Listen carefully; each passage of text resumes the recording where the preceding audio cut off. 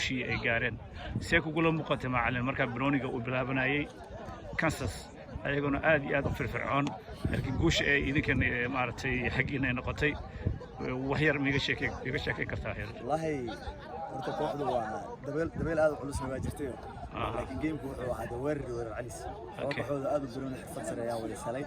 ilaa markiisna guushana ku ma oran karo walaa geemku tuuna ku dhamaatay ilaa dadkii ugu dambeeyay wala sayay laakiin aad ugu faraxsanahay inay guusha maaragtay xageeyay soo noqdo ragaas rag aad u qado wallahi xirfad badan bay ahayd bari dhaacay ma sha Allah runta waa say ula muuqato waxay ahayd laba kooxood oo aad iyo aad isku ciyaarayo banooni culusna ciyaaray aad iyo aad